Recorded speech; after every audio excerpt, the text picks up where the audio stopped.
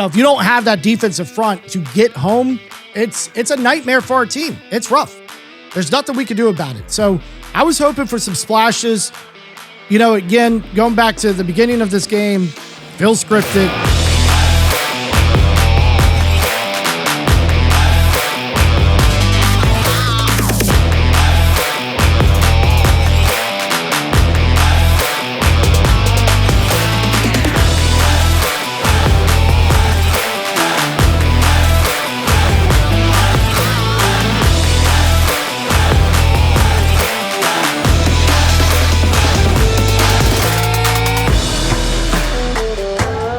All right, welcome back to what we are calling a special episode of the Flag on the Play podcast. I am your host just for today, and I am Billy. As you guys know, today is going to be a little different. Obviously, I said it's just me, so not going to have any Duke the Doug on the show. He will be uploading some special episodes of himself. But unfortunately, we're unable to get together for the podcast tonight, but I still have quite a bit that I want to go over, talk to you guys about, and really kind of get deep into a few things. The first thing I want to start with is, for any of you NASCAR fans out there, let's just all agree that the current point system is absolute horseshit, and I want to explain what I mean by that. I know a lot of people wanted Denny Hamlin to win the Cup Championship. It sounds like I haven't watched a whole lot of NASCAR lately. It's been incredibly boring, especially on the Cup side for me.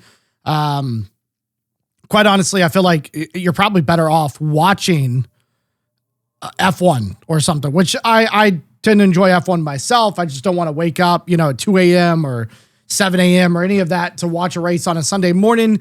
But F1 can be kind of boring too, especially like last year when Max Verstappen just basically ran away with every single race.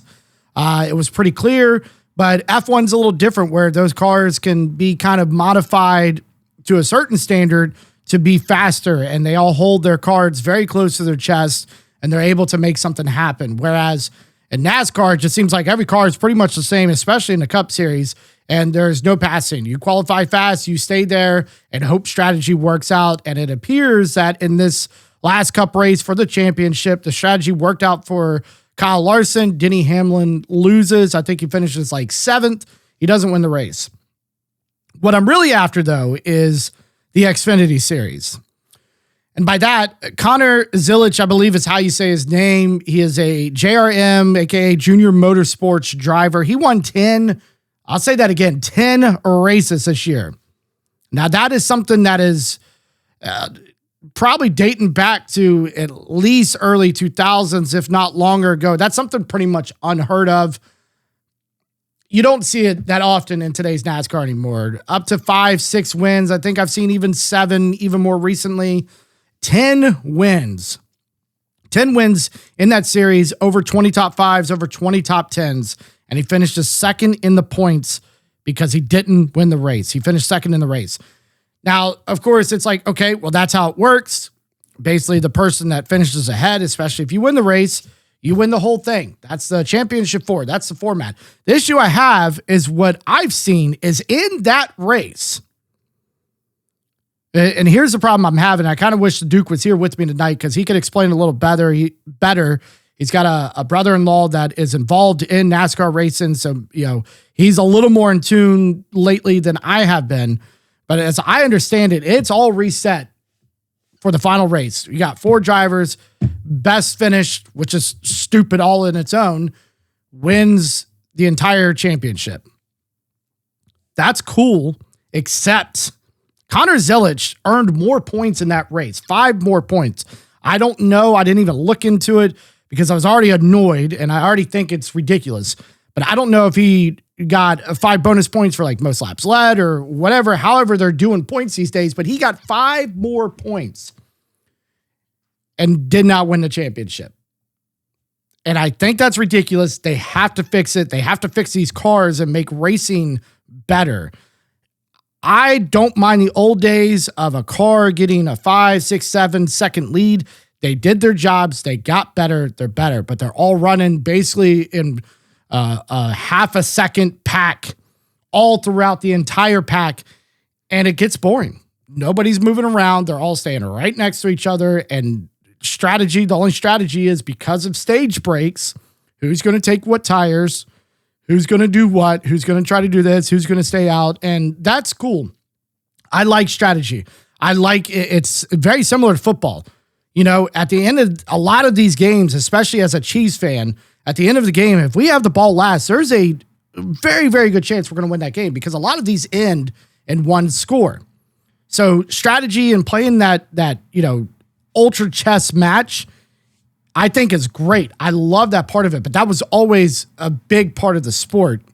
Why do they not have it, where it's not just strategy, it's also car and it's the driver. And it just seems like you put a guy that can hold the goddamn wheel still and give him, some of this higher equipment like a Hendrick or a Gibbs or obviously the people that are, I forget what they call it, but they're like friendly of each other. They help each other out, like give supplies, a lot of stuff to 23XI and stuff like that. They've got to sort that out. They got to get it back to the racing that I at least enjoyed when I was younger. And, up until about 5 or 6 years ago, they've got to get it back. It's just boring, but I've said my piece about that. Let's get into the NFL. Now, I'm just going to start this right off because this is one of the most relevant things for today, Tuesday, November the 4th of 2025. Ladies and gentlemen, we got some massive trades, and then we got a whole lot of teams that I expected to do a lot and did absolutely nothing. Now, biggest trade of the day, obviously, if you have been living under a rock, you don't know about it, but the biggest trade of the day is Sauce Gardner from the Jets over to the Colts. Now, this is an interesting one to me because I think Sauce Gardner is a phenomenal player. He's already sealed up a defensive rookie of the year. He's been up for defensive player of the year. I'm not sure if he's won it. He has been up for a possible, I'm sure, early season kind of picks for like an MVP. I mean, there was a time where him and Garrett Wilson were the recipe to get your team moving in the right direction. And now, unfortunately for both of them, they played for the Jets. One of them got to get out while the other one has to stay, but they both played for the Jets. So that recipe didn't really mean anything. But Sauce Gardner to the Colts already paying a bunch of guys on this team. They are all in for trying to get the Super Bowl. They trade away 2 first-round picks. Again, Sauce Gardner, great, fantastic player. I'm sure he will shine outside of the Jets organization. But 2 first rounds plus Adonai Mitchell. I don't understand that. That to me is absolutely insane. There's no reason why you should be giving up 2 firsts for a guy like that. I say a first, maybe a third as well. I understand that's a high value pick, but the other side of this that isn't talked about, I think, as much, 2 firsts and I hate to say it, mediocre player. That's a lot of capital. On top of that, the Colts are going to pay like $665,000 this year. And then they owe him $26.1 million for the next 5 years while trying to pay all these other people. So it's very clear that organization is shooting for Super Bowl this year. Now, on the flip side of that, a trade that didn't happen is it was expected, and apparently it was attempted, was Breece Hall to the Chiefs. Now, for the Colts, at the end of the day, if the Chiefs, which we'll get there, can get their shit together, the Colts are going to have to go through the Chiefs. So they're going to need every bit of the Sauce Gardner and everybody else that they have on that team. They got a lot of money in that defensive back room now. The issue with the Chiefs, I don't know what happened there. It sounds like they offered a 4th. Jets said no, we want a 3rd. Now, to be fair, the Chiefs picked very, very late. It's pretty common. There hasn't been a year in the Mahomes era where the Chiefs didn't at least make the AFC Championship. And most of those years, they also went to the Super Bowl. So it's very understandable that 4th, which is really damn near a 5th, really isn't worth much. Now, it's also understood that this 4th could have been a conditional that could have turned into a 3rd, depending on whatever. But I think the Chiefs, they kind of pulled the same thing with Hopkins the Chiefs are kind of worried, like, we're going to be basically renting him for a half a year. Can we sustain and be able to re-sign him to a new deal come towards the end of the season? Even if he works out, even if he's the reason we win a Super Bowl, is that something we can afford based off what we already have out there in the market, on our team? So it sucks. I was really hoping for some offensive line depth, potential defensive linemen, and then a running back. And Breece Hall has been the rumor mill for quite some time, coming up to this trade deadline, that I am frustrated that didn't happen. Now, sticking with the Jets, Quinnen Williams is also dealt, I believe. Give me a couple of seconds here. So many damn posts today. Jacoby Brissett is going to be the starter for this upcoming game. I assume this is with or without knowing if Kyler Murray is healthy. But Quinnen Williams, going to Dallas. That's what I thought. Now that's going to be for a 2026 second round pick and a 2027 first, and defensive tackle Maisie Smith. Now Quinnen Williams is also a dog. There's a lot of good people on the defensive side, which is why it's been so confusing why that team has not been able to perform up to the standards that I think people were expecting with the talent that they have, essentially on both sides of the ball, except for offensive line and quarterback. So he's going to Dallas. He has a better chance to obviously win something. So there's no other trades made there. There's a trade made between the Chargers and the Saints. Looks like an offensive lineman is going to the Chargers. That's Trevor Penning. And then the Saints are receiving a 2027 sixth-round pick. But then also the Saints traded away Rashid Shaheed to Seattle. So that's another big trade. Seattle just loading up, trying to get JSN some help. And they're obviously doing very, very well in their division and potentially looking at a strong playoff push with Sam Darnold as quarterback going forward here. Nothing really else. I mean, there wasn't any other major splashes that I kind of want to talk about. Like I said, Sauce Gardner was the biggest one out of today. Quinnen Williams, also a major player on the Jets. So the Jets seem to be just kind of offloading everybody. So at this point, you're loading up, your picks coming up. It's kind of weird that they didn't trade away Breece Hall for that fourth. Then the other big one that I want to talk about with Duke, because he just brought this up last week, is Logan Wilson. Logan Wilson also traded to the Cowboys, which is pretty interesting in itself. I think he said he was kind of being sat and told, like, hey, you are a captain, but you're not playing. So he's going to the Cowboys for a 2026 seventh round draft pick. So, Duke is pretty high on this player, and I'm sure he's aging, but a seventh round draft pick. Baltimore is getting an outside linebacker in Draymond Jones. And then the other one that kind of came up here is Jacoby Myers to the Jags. So from the Raiders. So the Raiders trade away essentially one of their best players, which is pretty interesting. And I'm fine with that. But once we get into this week's games coming up, that's going to play, I think, a huge role. But if I missed anything, please let me know down in the comments. But that's kind of the really, kind of big news there out of the trade market. Did have some big injuries. Jaden Daniels goes down with a dislocated elbow. I think that's the biggest one I can think of. I don't know why Dan Quinn did not pull him. We will certainly talk about that game quickly. Just very, very confusing. Dan Quinn should have pulled him. It just doesn't make any sense. And then, I just very good. I mean, they were down. They were down big. And honestly, at halftime, I know you can't really do it at half, but when you realize you're not coming back, you got to start pulling your players and make something happen. So moving on, we're going to go ahead and go through this week's games pretty quickly here.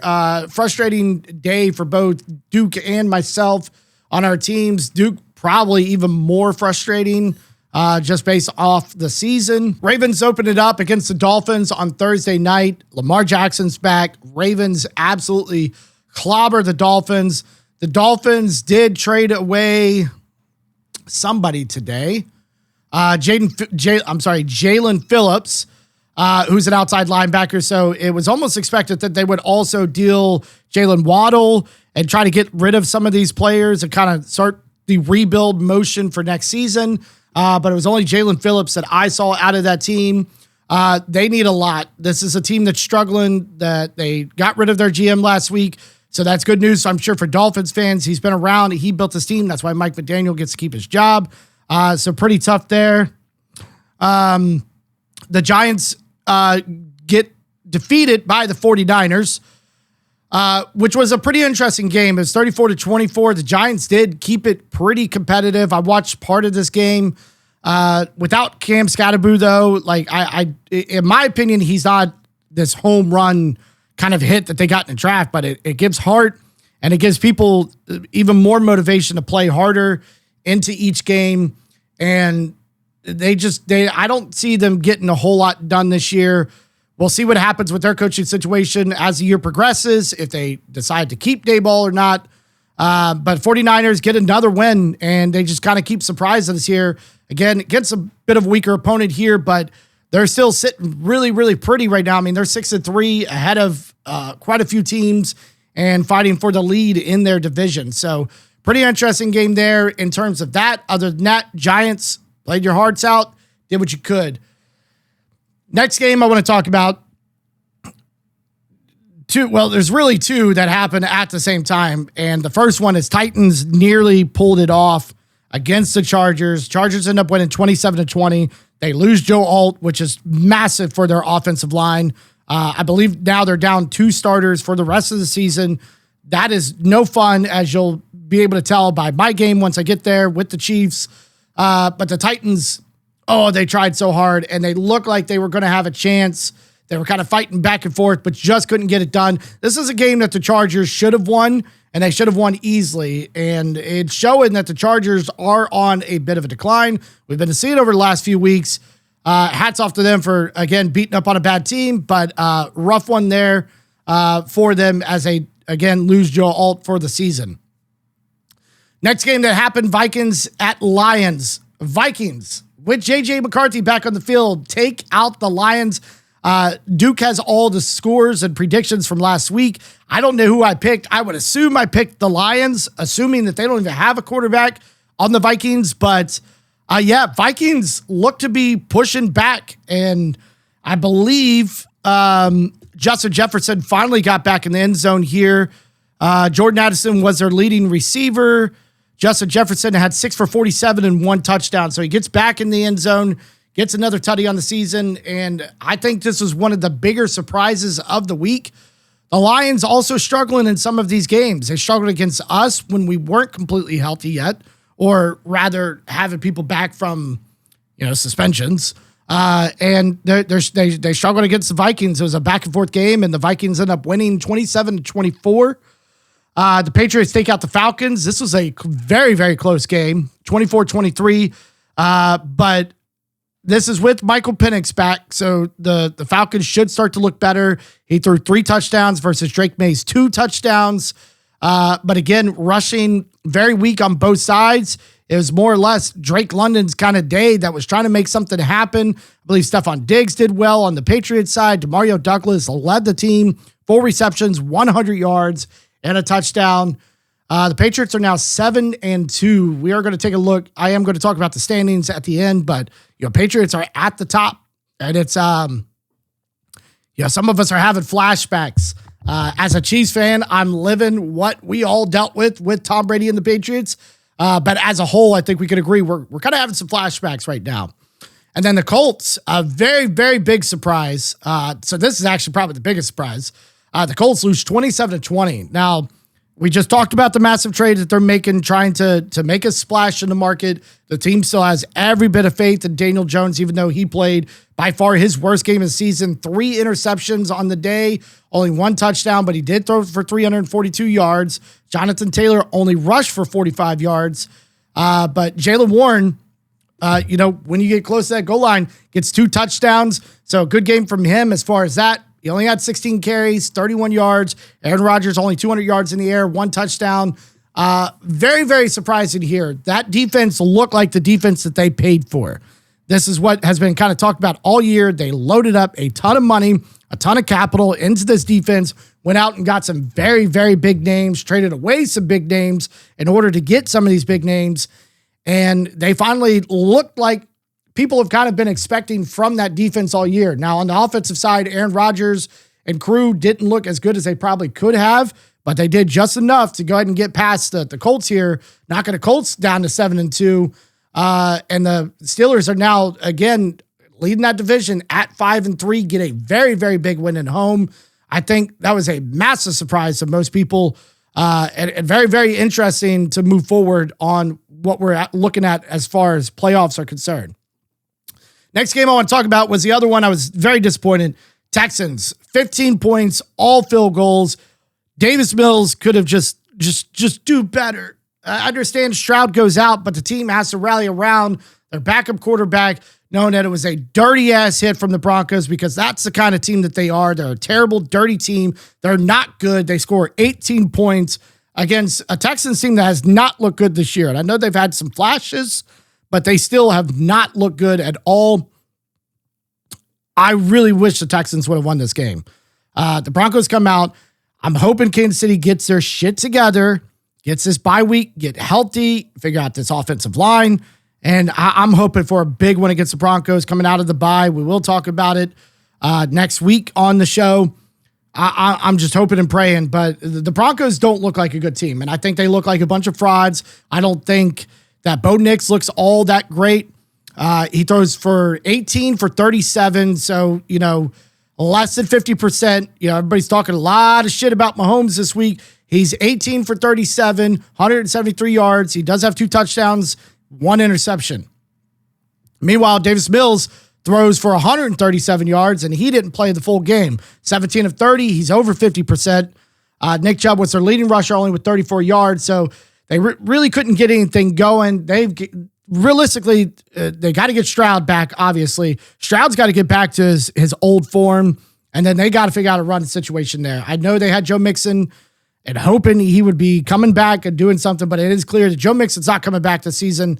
Who knows if he'll ever come back? And it's an absolute bust. Nick Chubb is not the Nick Chubb that we know from yesteryear, and it's unfortunate for that team. Meanwhile, J.K. Dobbins, there was a couple good runs that I saw from him, and it was kind of upsetting. But again, he only gets 61 yards on the day, but it was just enough to send the Broncos to 7-2 to lead this goddamn division. I really hope that they're just going to get exploited when they finally come and play a real fucking team. Moving on, the Bengals and the Bears. So this is the one I was talking about with Duke. I'm sure this is something that's going to be talked about in his episode in length. It's the tale of the year. The defense is awful. This is what's been going on. This is what we saw all last year. Joe Flacco played his absolute mind out. He was questionable going into the game. Ends up playing 470 yards, 4 touchdowns. Now, to be fair, he throws 2 interceptions. Turnover battle will lose you the game. But when you are forced to pass for 47 times, he's 31 of 47, so a pretty decent completion percentage there, especially for a 75-year-old quarterback. He throws 4 touchdowns and almost 500 yards. He's playing his balls off to try to get this team this victory, and the defense cannot hold up. Caleb Williams, the same schools that they came from at some point, both Oklahoma guys, and both not very good in this league, but they make him look good with that defense like that. 280 yards, 3 touchdowns. But the real story is a guy I didn't even know existed in this league. His name is Kyle Monangai.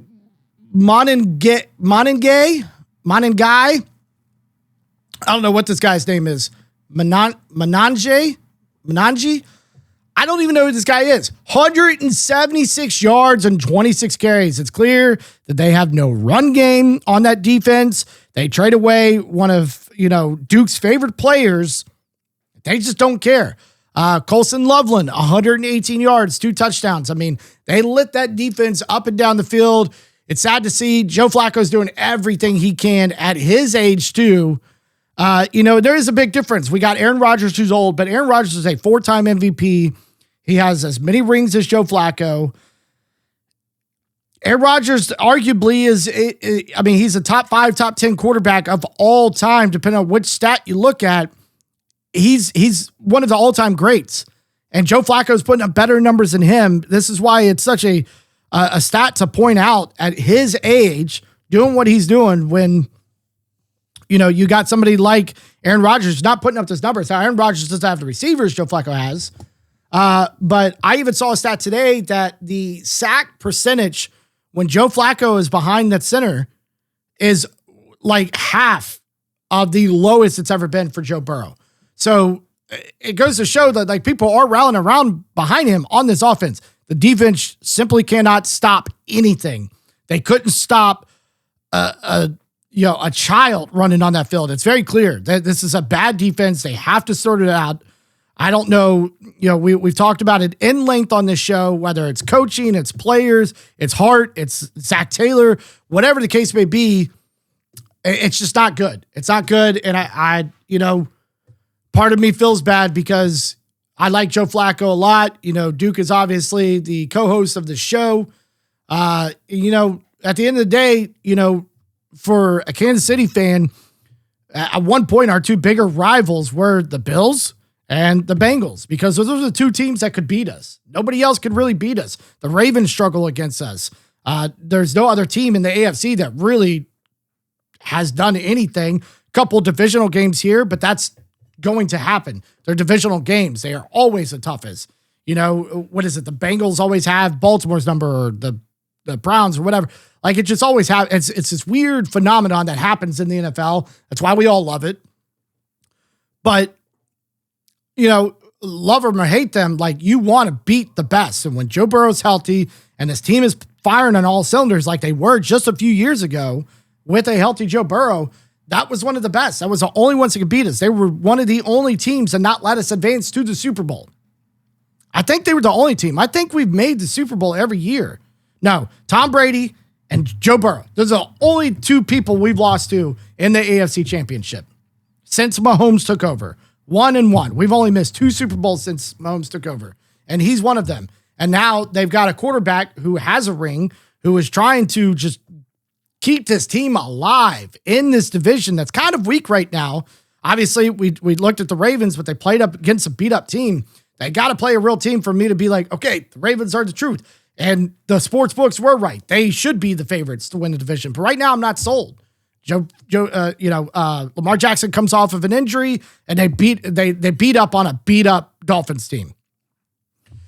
So I don't know. For the sake of football and getting some of these rivalries put back together, they got to figure something out there. Duke will never say this, but their season is done. I don't think they have a single shot to win this division. I think it's going to come down between Pittsburgh and Baltimore. The writing's on the wall. If both of those teams can stay healthy and keep grinding like they have been, there's a very good chance that only one team goes from that division, which is kind of wild because really 3 teams.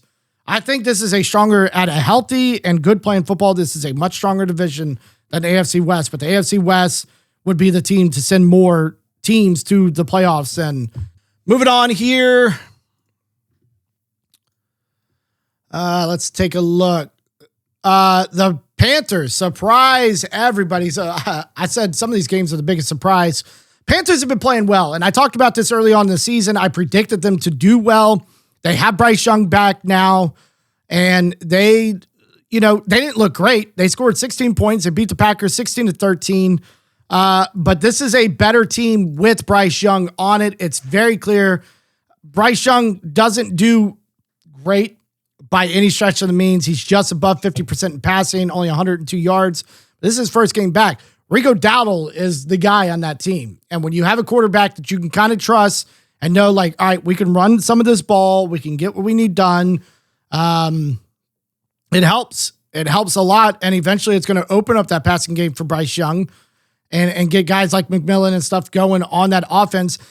I don't think they're going to win this division. I don't even think they're going to go to the playoffs. They're sitting at 5-4 right now. They certainly have a chance. But I think this is a great foundation to build on, especially with Rico Dowdle. And it's going to get interesting to see what the Panthers do from here on out. Meanwhile, on the other side, Jordan Love throws for almost triple the amount of yards, same amount of interceptions, same amount of touchdowns, which is 0. Josh Jacobs carries for only 87 yards, 1 touchdown. Romeo Doubs has a great game, 7 receptions, 91 yards. But they lose Tucker Kraft. Tucker Kraft is out for the season. Broken something. But he's out, and that's unfortunate because that's been kind of their best player over the last couple of weeks. We've seen it time and time again. He's, one of the top 5 tight ends on the year. And he's really pulled them out of a lot because, at the end of the day, this is why tight ends are so important. This is why, even in your fantasy drafts, a lot of people argue with this, but if you're not drafting one of those top tight ends early, you're losing already. And that's the unfortunate part. That's why Travis Kelce just a few short years ago was going top 6 in every fantasy draft, unless you're just stupid and don't know what you're talking about with football. There's a reason for it, because he was a guy that was scoring you 25 plus points per week. And that's something you want on your team. You want a solid tight end. I got Brock Bowers pretty early this year, even though I can't stand the fucking Raiders and I don't have faith in Geno Smith. It's very clear and evident that that's not a thing. I don't have faith in him. I don't have faith in 85-year-old Pete Carroll as a coach. Like, it's just not there anymore. But Brock Bowers still got 45 points almost this week. And there's a reason why you draft your tight ends early. And there's a reason why Green Bay has been pretty good, even without some of their top receivers in and week out. It's because of Tucker Kraft. And it sucks to see. I think they bounce back. They're sitting at 5-1. They're still just fine. But they've got some stuff to work out, especially on a defensive side. If you're going to put up low points, you got to work it out on defense. The defense has to be able to stop something, especially a run game. You can't let people run for 200 yards on you. You're not going to win games at all. If somebody gets over 150 yards rushing on you, you might as well pack it up and go home. Meanwhile, Rams beat the Saints. Nothing to talk about here. This is a gimme. Saints start trading away some players today, like we talked about with Shaheed, and I thought there was one other one that I'm already forgetting. My apologies. 34-10. Rams just dog on them. Jaguars barely escape. It's a team that Kansas City lost to. Barely escaped with the win over the Raiders, who Kansas City beat 31-0. Rough game for them. Final score was 30-29. Geno Smith looked like the Geno Smith we saw in Seattle with 4 touchdowns, almost 300 yards, only 1 pick. Meanwhile, Trevor Lawrence threw 1 interception and 0 touchdowns. So they're starting to get that run game going with ETN, 84 yards, 22 carries. Maybe he's been doing that, but it's just a team that, kind of forget exists. But, again, Brock Bowers, 12 receptions, 127 yards, 3 touchdowns. So it's very clear that the Raiders have a recipe to win. Now, of course, they don't win this game, but they have a recipe to win, and it's go through Brock Bowers. Again, tight ends are very, very important. He's evident on why, again, especially in fantasy. So, we're going to talk about the Raiders in a bit, but they lose that game as they should have. But it's very clear the Jaguars also on a massive decline. They struggled. Going to skip over Chiefs Bills for a second. Sunday night's game, Seattle versus Commanders. Again, Jane Daniels goes down. It's 38-14. This game was done at halftime. I believe it was 27-0 at that point. I could be wrong. 21-0. It was like 21 skunk, if not worse. So I'm not sure what the Commanders were doing in this game. I think they had a lot of hype going around. Jane Daniels coming back, but they're still missing Terry McLaurin, who was unable to play this week. Deebo Samuel is on a massive decline. It was kind of expected that maybe he gets traded and maybe he could pick it up somewhere else. This is a team that's struggling a lot with injuries, and then to top off their injuries, they get one of their star defensive players, Frankie Louvu, suspended for a game without pay because of hip drop tackles. Now, I noticed this when they played the Kansas City Chiefs, and I just thought, okay, so I guess we're just not calling these this year. But when the sports media shows highlights of this game, or of his hip drops rather, and show why he's been suspended, because he's basically a repeat offender that they're not calling on the field. They're just going to suspend you later. So I don't like this push that the NFL is going into. We're going to take care of it later. We got to call this stuff on the field because it's hurting the game. If you want it out of the game, get it out of the game. Call it on the field. It should be a penalty. And then if they're a repeat offender, you treat it like you would a normal ejection. Eject the guy out of the game. You get 2 of those. That's terms for disqualification. I don't understand why we're doing this. there was a lot in that game from him. He was all over the field, and he's the reason why we struggled in that first half. Him and a couple guys on that defensive lineman that decided we want to show up against a very powerful offense that showed they're still powerful towards the end of that game. I don't like the direction. The NFL's got to sort that out, but Seahawks look great. They're leading that division by a mile. I don't think any of the other teams can compete with them, even though in this next game, Cardinals defeat the Cowboys. Cowboys look weak as fuck. It's clear Philly's just going to run off with this division. Giants are beat up, and they're not looking good. We're talking about the Commanders here. They don't look good, and then the Cowboys just simply can't stop anything. Again, they're another team that's struggling on defense. And the Cardinals with Jacoby Brissett look great against the Cowboys. The Cowboys couldn't score anything either. Only 17 points on the day. The Seahawks are absolutely, I think they're looking really good. The 49ers are there, but I think the 49ers, if they can't start getting healthy and get some of these guys back on the field, I think they're going to start struggling as well. Brissett, 261 yards for 2 touchdowns. Dak Prescott, 250 yards, 1 touchdown, 1 interception. Javonte Williams, decent game here, 83 yards, 15 carries. CeeDee Lamb, 7 for 85. But they just could not get really anything going. Total yards, pretty close. Passing yards, pretty even. Rushing yards, pretty even. They just didn't look good. Kind of the tell of the turnover here. 1 interception for Dak, and, game's over, it seems. And then we'll move on to, obviously, my game of the week, and that's the Chiefs versus the Bills. Now, parts of me say the NFL is absolutely scripted, and I've talked about why multiple times throughout each episode on here.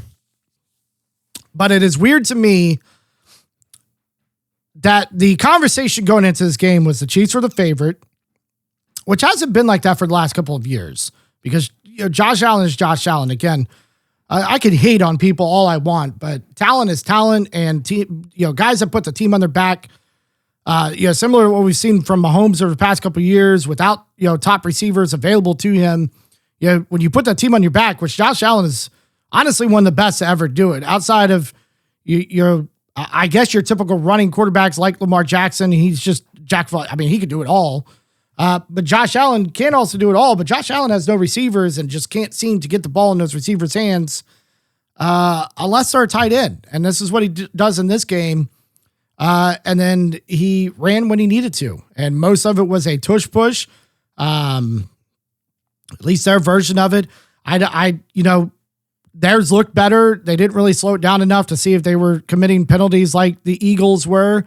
I'd have to go back and watch that, but I can hate them all I want, but the talent's there. But what's very weird is they get to this point where they're talking about, what the Chiefs say is this is their regular season Super Bowl. They can't beat us in the playoffs doing this. And again, we go into this game, they're down receivers. They have an explosive running back in James Cook. So what do we need to do? We need to stop James Cook.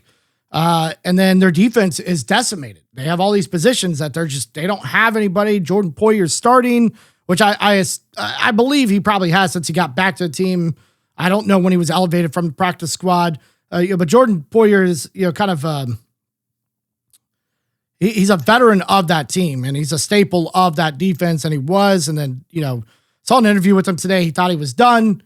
He's back, whatever the case would be. So even he's starting, though, and he's kind of aging out. He's definitely the veteran of that team, and we struggled. We struggled bad. Now, part of that is our offensive line. And this is why I said earlier, I was kind of hoping, maybe a running back would help with pass blocking, because, you open up a whole lot for a quarterback too, so they don't have to block as long to get these passes down the field. A lineman, just for some depth, get somebody that, maybe isn't a starter somewhere else, but we can know and trust. There's a couple guys on Washington, and I'm not sure if they're starting, as Algretti and somebody else, Nick Algretti and somebody else, that we sent to Washington. This is during the Eric Bieniemy. Eric Bieniemy goes to Washington for that year with Ron Rivera, And he's offensive coordinator, and he brings some guys with him, and a couple of them were linemen that we had, and they were backups to us, but it seemed when we put them in the game, they were viable options. Now, I want to say at least one of them is starting, if not more. But that offensive line, at one point in this game, we had 60% of our starters out of that game. Josh Simmons, our left tackle, hasn't played in a month, dealing with some personal family issues. Good news is Josh Simmons is back. He is back with the team. Should be hopefully getting some sort of reps throughout this bye week. I understand it's supposed to be their resting period, but he needs the reps. He needs to be repping with somebody, at least working out, getting his conditioning up. We need him. I want to say his name is Jalen Moore. I can't even think of his name because he's almost like a mystery on our team. He's kind of like we had a guy like that for the last couple of years. Anyways, I digress. I think it's Jalen Moore has been playing left tackle in his stead, and it's not working out well. He struggled a lot against this Bills defense, and most notably Joey Bosa. Now, a lot of people are like, "Oh, this is why they went and got Joey Bosa." I'm sorry to say, Joey Bosa, the Bosa brothers are great. They're a similar faction to the Watts. I think the Watts are way better, but they're similar in that state where there's two good brothers that are really, really good from this family, especially at the defensive lineman position. Whether line up, edge, tackle, whatever, most of them, I think all of the guys are edge rushers. Joey Bosa is great, but he's not that great. I don't remember a time, like the only guy, at least in our division, that I've ever been scared of is Max Crosby, because Max Crosby is great. Joey Bosa was never a guy when he played for the Chargers. I was like, oh no, shit, we got to go against Bosa this week. What are we going to do? I never worried about it because I can't think of a time, I'm sure there is, I can't think of a time that Joey Bosa has put a sack on Mahomes. I'm sure it's happened, but it's not often enough. It's not like a guy that's just like sack king against Mahomes. Again, one of the closer ones I can think of that's kind of constantly at his throat is Max Crosby, at least as far as the division. There's been guys over the years like a Watt or, an Aaron Donald and, guys like that obviously get close. The entire Eagles defensive lineman during the Super Bowl this last season. Joey Bosa made him look bad. Jawan Taylor is out again, or goes out in that game. Sorry, he goes out in that game with an ankle injury. So now we got to bring in another guy, which is Wanye Morris, who's kind of just been this like thorn that's been sticking around for a while. And he could get slotted in somewhere, but he's not great, which is why he'll never start, at least for us. He's not great, especially at the tackle position. He was blown up by Joe. I mean, it was Joey Bosa was pulling one of those defensive end moves. Like, I'm just going to move to who I think is the weakest link on each play. And then somebody else went down during that game. I think, the biggest problem is we saw it in the Super Bowl. This offensive line has to get taken care of. You have too many when you look at this team, we should be scoring 35 plus points per game, and we're not. And that's what we need to do to win a lot of these games. We only scored 21 in this. If we're not scoring that 27, 28 to really 35 points, we're not going to win the game. Because on the other side of the ball, our defense doesn't look good. And I was hoping for a defensive lineman to help. Somebody said it today. I can't remember. It might have been Pat McAfee show or something. I watch a lot of Pat McAfee. If anybody can't guess that at this point, I just think it's funny. And I like a lot of the takes. Chris Jones is not the Chris Jones that we've come to know and love. And it's very evident this year. He's on a massive decline. He's not the guy. He's still getting double teamed because he's still a threat, because he's still a massive person, like a massive human being. And he still has some gas in that tank, but it's not like it used to be. And even on the one-on-one battles, I don't think teams are concerned as much anymore. Now, there was a couple plays against Josh Allen that we sacked him that Chris Jones was an absolute crucial part to. He's pushing linemen back. He's opening holes. There was one that Nick Bolton got back to Josh Allen, kind of right down the middle, and Chris Jones pushed that offensive lineman out of the way to open that hole, almost like he was pass blocking or run blocking for Nick Bolton, but on the defensive side.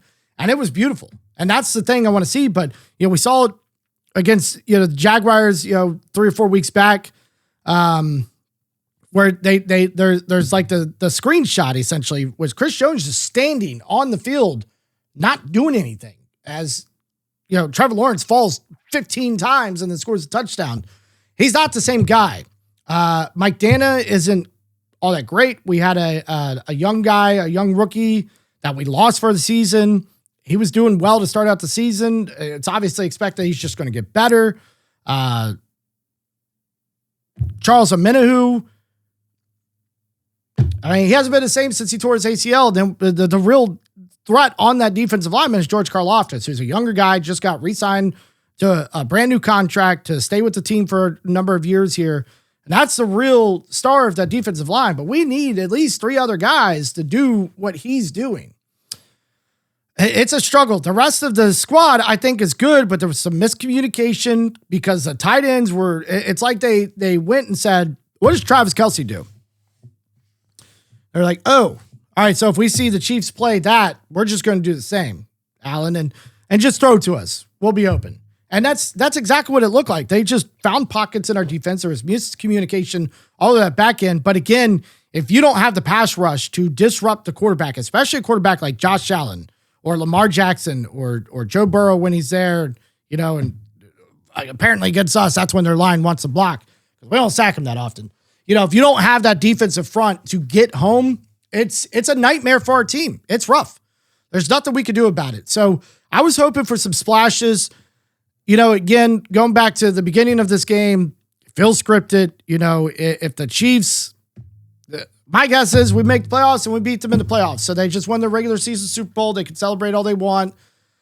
It's the decimated team. If they came in like last year it's Buffalo or the year before or whatever, pretty much every year, but this year, I just don't think they have the talent other than Josh Allen to support any type of run. But Josh Allen is that good. Josh Allen is, you know, up there with Mahomes. I think Mahomes is the best quarterback in the league right now. And I think he's probably top 2 of all time. And Brady only holds that because of what Brady's done. I think if we took a 8-year span of any other quarterback, even Tom Brady, he's better in those 8 years. Josh Allen's pretty fucking close though. And you know, Josh Allen could be one of these guys that never wins a fucking ring, but will have some of the best quarterback stats we'll ever see. And the biggest heart and the biggest want to win that fucking game out of anybody we'll ever see. But they have to go through the Chiefs.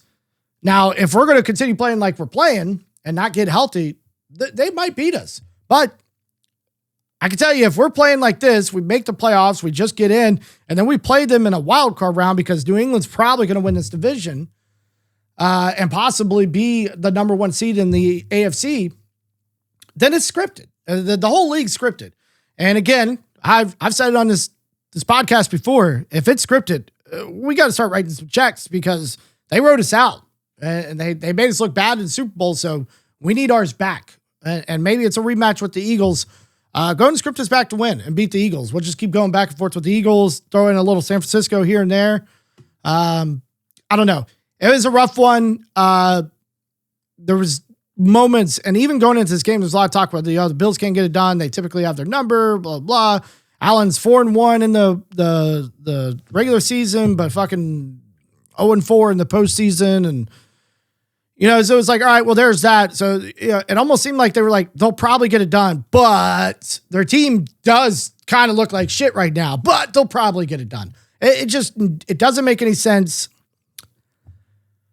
It sucks. But we go into a bye and in my opinion, we need a win out.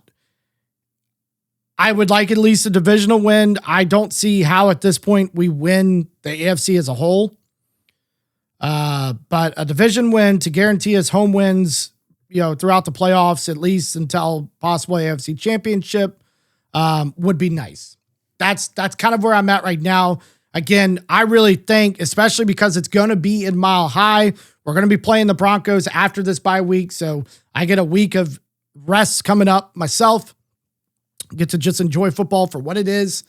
And I really hope we embarrass the Broncos, and I hope we make them the frauds that they are. We lost by 1 score against the Chargers in a game that I think we played terribly in. We didn't have half the players we needed. We weren't ready, and we lost by 1 score. So I think we can absolutely beat the Chargers. They're obviously on a decline. They almost lose to the Titans, right? So there's a shot out there. We'll see what happens. But let's go ahead and move on. Quick talk about college. They are doing the rankings tonight as of this filming. This is Tuesday. I think this will go up tomorrow, this episode. This is the playoff rankings. Anything I've seen, Oklahoma's not a part of it, as they should not be. But they did just beat Tennessee. My last hope is coming up. They are ranked 11th, apparently, but not a part of anybody's 12-man playoffs. Very confusing. I hate all of it. But if they can beat Alabama and then win out the rest of the year, if we don't make the playoffs, there's a fucking problem with this entire system. They better have all undefeated teams in the playoffs, and they better be good, because last year there was some disappointing games, and I hope they learn. But I wrote them off, but hey, we beat Tennessee, knocked them back to 23. We go back up to 11, so we'll see what happens there. I think I've covered everything I want to cover. Going to go through what I think my picks are coming up for this week. We got Raiders at Broncos. I think I said it to some friends earlier today. This will probably be the one and only time, maybe in the history of this podcast, depending on how long we do it, you're going to hear me say, go Raiders. Go absolutely Raiders. Build on what you did last week and take these Broncos down. Show them who's boss. It is in Denver. It's going to be a tough game for them. It's a 9.5-point favorite to the Broncos. I am going to take the Raiders. Over-unders at 42.5. Actually, I'm just going to make my picks. I think the Raiders can get it done. I think they found a recipe last week. Go through Bach Bowers, get Genty involved, make it happen. Falcons at Colts. Colts are favored by 6.5. I'd very, very much suspect Sauce Gardner to play in this game. Colts are favored. As I said, I think the Colts are going to beat the Falcons, although I think the Falcons might have figured something out, but they've got to get the run game back, and they haven't had it with or without Michael Penix. So they've got to sort that out before they are going to be any favorite in any game going forward. Next game is Jags at Texans. This one should be a doozy. The Texans are actually favorite, but I suspect, by the way, this Colts-Falcons game is a 9:30 game on Sunday morning. I suspect the Jags are actually going to win this. So, if you're a betting person, you get a little bit of money there. The Texans are favored by 1.5. I think the Jags are actually going to win this. Next game, Giants at Bears. The Bears are favored by 3.5.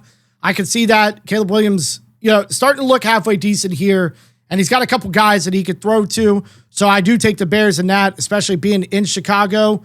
Game after that is the Ravens at Vikings. This is going to be a good one, especially since we saw what the Minnesota Vikings just did to the Lions, who, to me is probably one of the top teams in the NFC. There's some actual teams coming out of the NFC this year, and the Lions have been one of them for the past couple of years, but the Ravens are favored by 4.5. I'm going to take the Ravens, although I think this game could get close.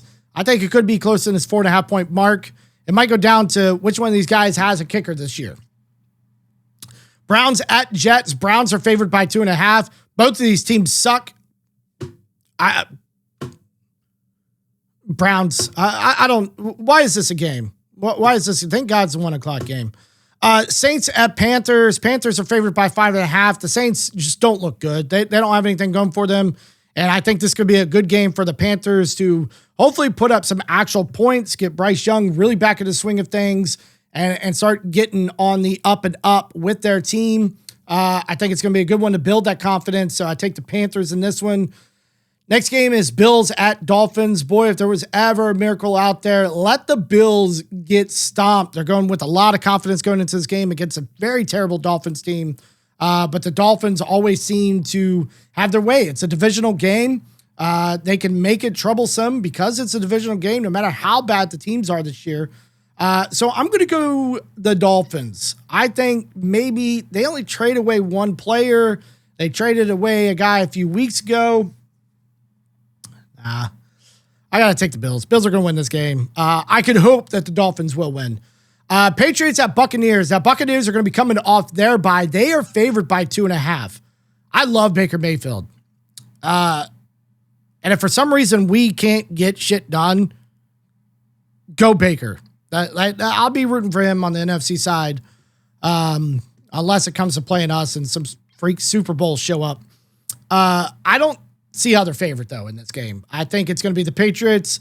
I think the Patriots are just firing on pretty much all cylinders right now. There are some games they start a bit slow, but this is a really, really good team, unfortunately, for the entire rest of the league, because it looks like they're all the way back.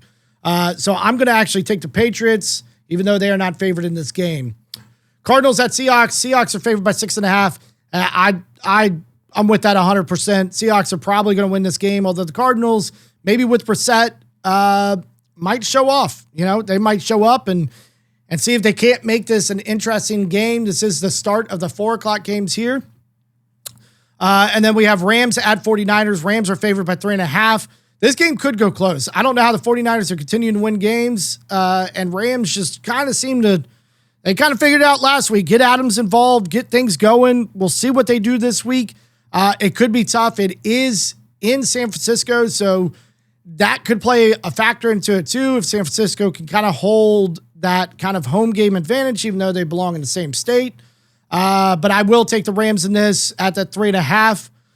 Lions at Washington. It's an 8.5 point favorite to the Lions. That's a give me there. They don't have, Marcus Mariota is no bum, but he's also not a guy that's going to go in and beat. I think this is going to be the Lions bounce back game to get some confidence built back up. Steelers at Chargers. Chargers are favored by 3. Go Pitt. Something you probably, again, won't hear me say much, but go Pittsburgh. I think Pittsburgh can actually beat the Chargers. I think the Chargers, again, they're on a decline. They are struggling. This is going to bring them a game and a half behind Kansas City if they lose this. So I look for the Steelers to go in, continue off, and build off of what they did this last week against the Lions, make this shit happen. Go Pitt. Eagles at Packers. Now, even after last week, the Packers are actually favored by 2.5. If Packers can figure it out, I think the Eagles are they're one of the most beatable teams in the league, I think. I think they're frauds. I don't think they have anywhere close to what they had last year. Go Pack, go. Jets at Patriots. Okay, no, sorry. I was about to say, I thought we already talked about the Patriots. That is your Monday night game. So Eagles at Packers. That could be a good one. So I know even with just me, we're about an hour. We're quite a bit shorter than it normally is. But I appreciate anybody that maybe watched this. Let me know what you think about some of the things that I said in the comments down below. If you are a Chiefs fan, let me know what your thoughts are, what you thought of the trade deadline, what you thought about Veach, not really making any moves, which hasn't been the case over the last couple of years. But again, in the last couple of years, we've needed receivers bad to give Mahomes somebody to throw the fucking ball to. We have those guys now. We got to get this offensive line healthy and in place. I haven't seen anything on Jawan Taylor. Again, he went down last game. He was out. Looked like an ankle injury. Now, this guy pisses us off to no end with the penalties that he creates. He got another illegal formation, lining up way too far in the backfield. Penalty again this game before getting injured. But he can block a lot better than what we have. And quite honestly, he's a really, really good blocker. He's just got to clean up those penalties, and then we'll love him. Other than that, I appreciate you guys. I hope everybody has a great football week. I hope your team's doing well, unless you are any team in my division. And right now, the Bills, because fuck the Bills. So I appreciate you. Have a great week. We'll see you next week. Goodbye.